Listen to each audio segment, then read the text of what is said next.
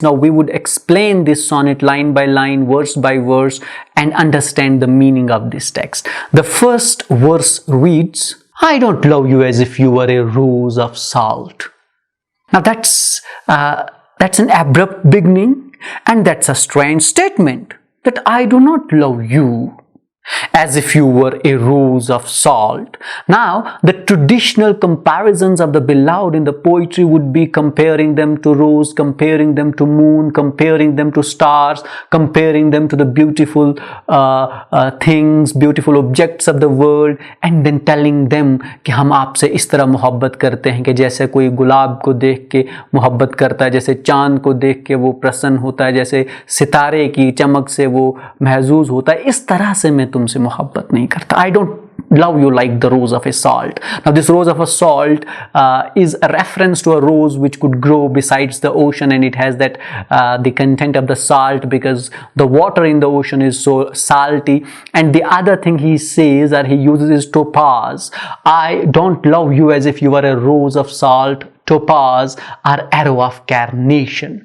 Now these three words that he has used here, that is rose of salt, topaz, and the arrow of carnation, is a reference to all beautiful things in the world. For example, topaz is a reference to a mineral which glitters, which is very shiny, and the arrow of carnation is a reference to beautiful bright flowers. But he says that I do not love you in that context. I do not love you in that manner. I do not love you in that way. You are as beautiful as rose. You are as bright as topaz. You are as beautiful as carnation. I do not love you because of that. I do not love you in that manner. I do not love you in that fashion. And this arrow of carnation, he says, arrow of carnations that propagate fire. Now this propagation of fire, the other interpretation of this arrow of carnation would be the arrow of Cupid, which arrows the fire of lust or love within the lovers. Cupid is the Greek god for love.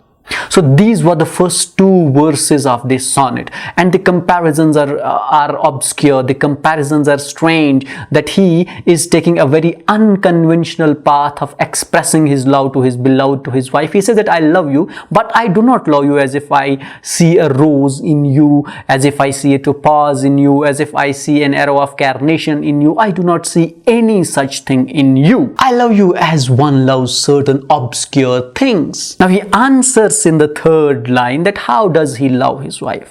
He says, I love you as if someone loves an obscure thing. Obscure means uncertain, something which is not clear. I love you in that fashion. I cannot compare you. मैं आपको किसी भी खास चीज़ से compare करके नहीं कह सकता कि मैं उस तरह से आपसे मोहब्बत करता हूँ, मैं इस तरह से आपसे मोहब्बत करता हूँ. मैं जिस तरह से आपसे मोहब्बत करता हूँ मैं उसको एक्सप्लेन नहीं कर सकता. It's like an obscure thing, secretly between the shadow and soul. Now that love of mine for you is secret. I love you secretly. I am not going to boast my love. मैं सारी दुनिया के सामने बोलूं मैं इस तरह आपसे मोहब्बत करता, उस तरह से. No, that's not the case. It's secretly between the shadow and the soul.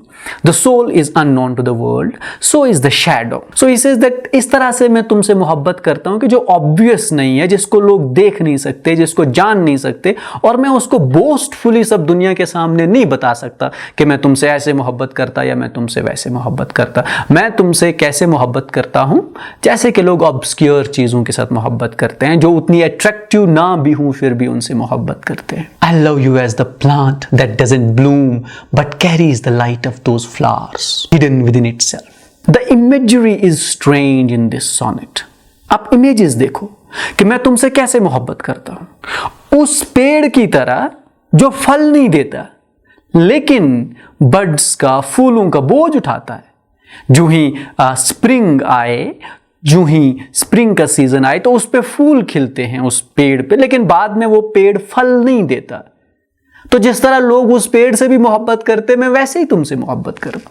Now the strange thing is that this wife of Pablo Neruda doesn't Our Pablo Neruda doesn't seem to be very impressed with his beloved, with his wife, but still he loves his wife. And the images that he is creating is very strange, and that is one of the surrealist element in his poetry, surreal element in his poetry, where the images that poet creates are very strange, are very unconventional, are not natural, are not something that we would easily appreciate, are the images that we may question कि ये क्या बता रहा है कि मैं तुमसे ऐसे मोहब्बत करता हूँ जैसे कि एक ऐसा दरख्त हो जिस पे फल ना उगे लेकिन फिर भी वो उस फूलों का बोझ उठाए, उसमें पत्ते आए, फूल आए, लेकिन फल नहीं आए। अब इस तरह के दरख्त से तो कोई मोहब्बत नहीं करता, लोग इस तरह के दरख्त को काट देते हैं। I love you as the plant that doesn't bloom but carries the light of those flowers hidden within itself, the flowers that grow in itself in the trees. And then he says, and thanks to your love, the tight aroma that arose from the earth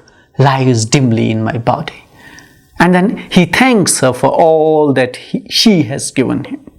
The love, the aroma, the closeness, the relation that is between them. He thanks for all that his beloved has given him, his wife has given him. But again, he says that anything that she has given him, I love her, but I do not know how do I love her. I cannot say any conventional way of a poet expressing his love for beloved, but still I love her. The last stanza reads, I love you without knowing how or when or from where.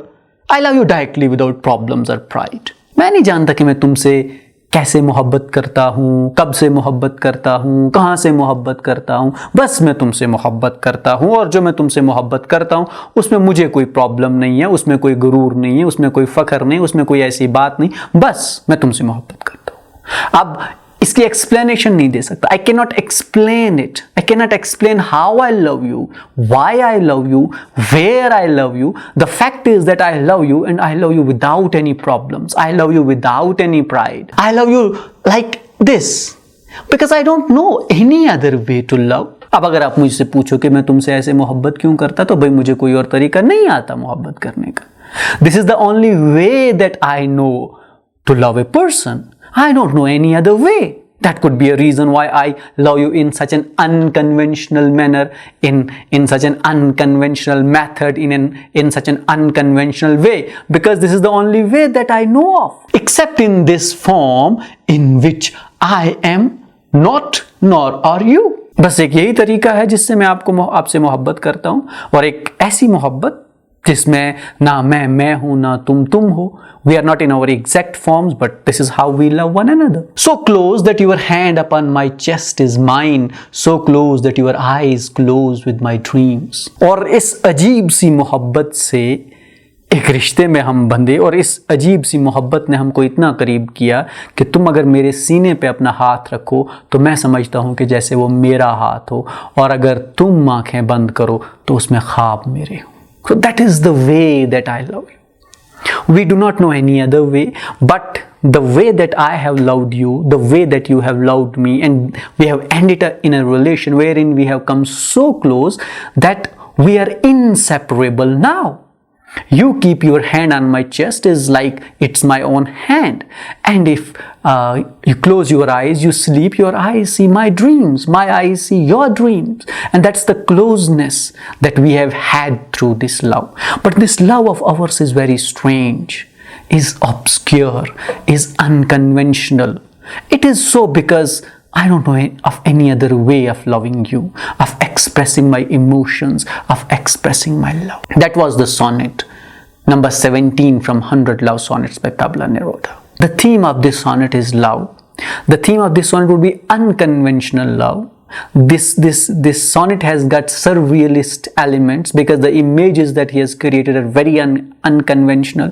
A person, or for that matter a girl, would not be fully convinced if someone stands up and says that I do not love you, as if you are a rose, as if you are a moon, as if you are a star, as if you are as beautiful as this, as beautiful as that.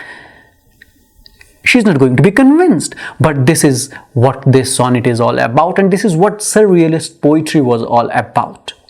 That is all we have today at the World of Literature. we dealt with sonnet number 17 from 100 Love Sonnets by Pablo Neruda. And I hope that this lecture was helpful for you.